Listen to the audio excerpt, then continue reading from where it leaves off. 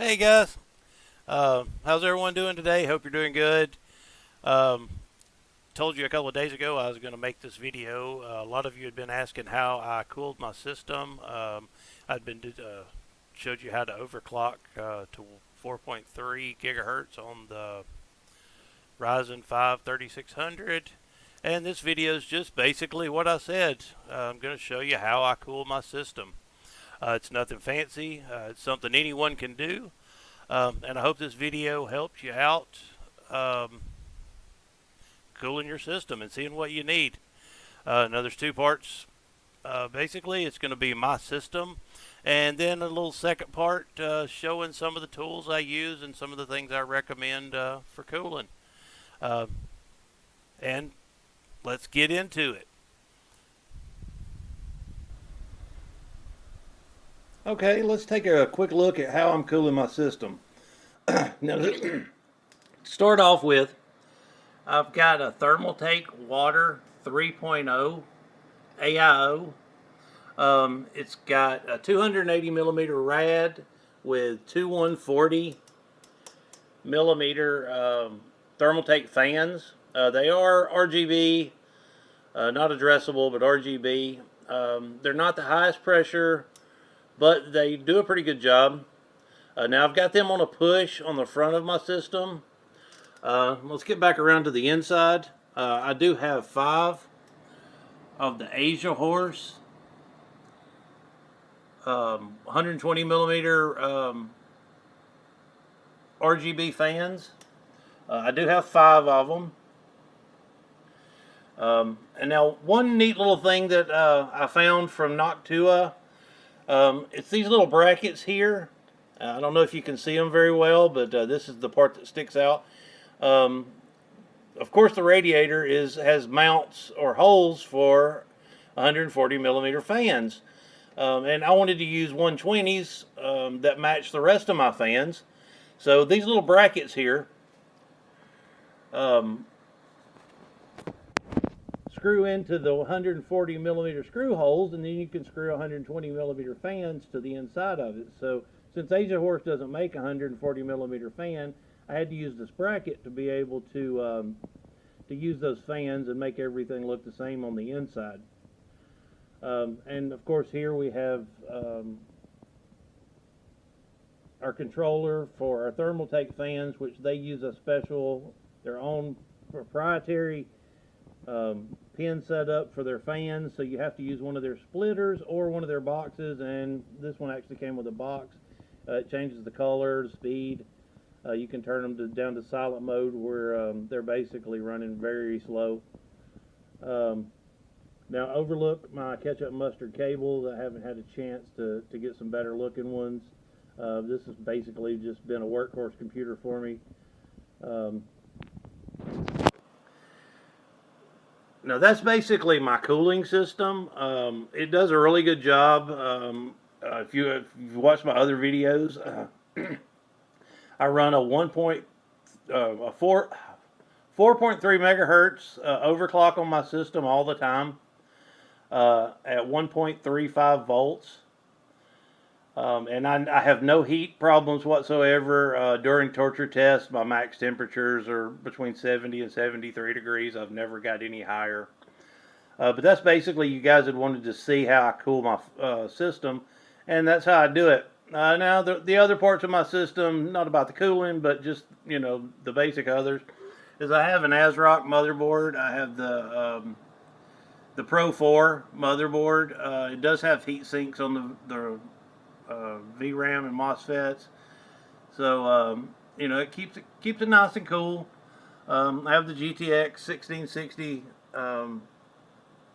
Ti video card from Gigabyte.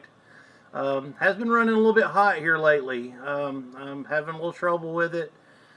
I haven't figured that out yet. Actually working now on making a video about water cooling it. If you guys want to check that out and leave me some comments on how you think you would do it, I'm going to take those comments into mind when I do that, and hopefully we can do something fun with it.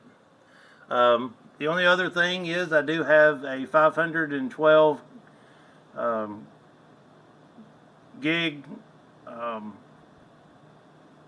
Sorry, my mind just went blank. NVMe from XPG makes for some really fast boot times. I get about 27 seconds with fast boot turned off. I don't like to turn fast boot on because I don't like to clear my CMOS to be able to get into my BIOS. But with it on, I get around, I don't know, 11 seconds, 7 to 11, so it's really quick.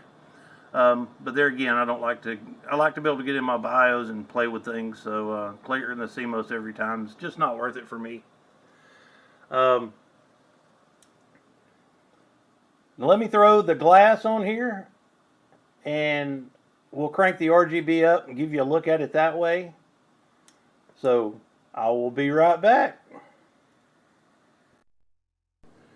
Now that I've got the glass on it and the front back on it, as you can see, the Themaltake fans in the front, they're just swap colors, nothing fancy there. You can barely see them through the grate. Sometimes I turn them off, sometimes I leave them on, just change. And here we got the system all lit up. Let me fire up the RAM RGB. Get a little color going. So she's got a nice little glow to her. Like I said, a little bigger case would be a lot nicer. And I'm going to work on that in the future. But you guys wanted to see what I was working with, and this is it. I hope it helps you out if you're having cooling issues and you know what to look for when you're cooling your system, or just putting one together, what you might want to buy. Like I said, I hope this helps you out, and thank everybody for watching.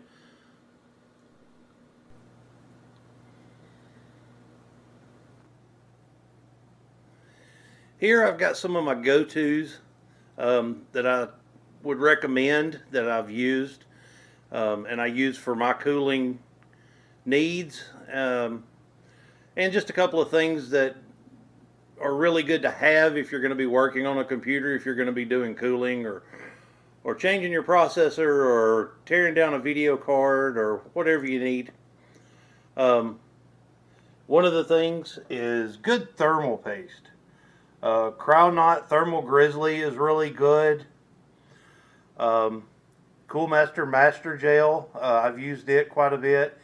It seems to be a really good product. Of course, we've got Noctua products. We have the NASFM-A1. You gotta love Noctua with their names. And it is actually the bracket system that changes your fan size mounts so you can mount a smaller fan onto a bigger mount setup. Now in the breakdown of my video, I actually showed the rubber grommet here as being the mount, and it was not. I'm sorry about that mistake. The mount itself is the NASFM-A1. Now the rubber vibration free screw is the NASAV4, which is this right here. And it just pushes up into the hole and locks your fan to the fan hole on your computer. And unlike screws, the rubber with vibration doesn't cause any noise, so it's super quiet. I bought these because I actually used the ones on this one and I cut the ends of them off, and I had to buy a replacement set when I rebuilt my system. Something else, a good screwdriver kit.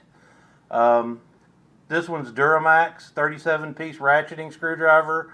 The iFixit is a really good brand. Everybody seems to like it a lot. I just haven't got around to buying one. I got this one at, can't even remember the name of the place, Harbor Freight, for around $9. It's a little cheaper than the iFixit, but it'll work. And then the fans I use, I'm a big fan of Asiahorse. They have really good RGB. They're not highly expensive. The RPMs on them seem to be nice. The pressure on them seems to be nice for the price. I mean, they're not the best, but they're not really expensive either. I think I bought a set of 5 RGB fans, and I believe it was $27. So they're not super expensive, and they look good, and they just have good performance overall. Now, for an air cooler, I've recommended this cooler to many people. I've used it many times. It runs around $19.95 on Amazon. The Gamex 400 by Deepcool. For a cheap air cooler, it is really good. And if you can't afford water cooling, or and you're on a strict budget, I would definitely recommend the Gamex 400. Now, my water cooler, I use the Themaltake Water 3.0 with the 280 rad and the Riing RGB fans. There again, not the most expensive, but it's a good cooler. Seems to keep my system pretty cool. Max temperature I believe I've ran is 73 degrees, and that's on a pure torture test. So I would recommend that for sure. Just wanted to go over a couple of these products with you, and I hope it helps you out. Guys, thanks for watching. Hope this helped everybody out a little bit. Nothing else, it was a lot of fun for me. Sorry for the shoddy camera work. I'm working on getting a better camera in the future, something maybe be a little bit steadier with a little bit better picture quality. But again, thanks for watching. If you like, subscribe, leave your comments, and I will see you guys next time. Later.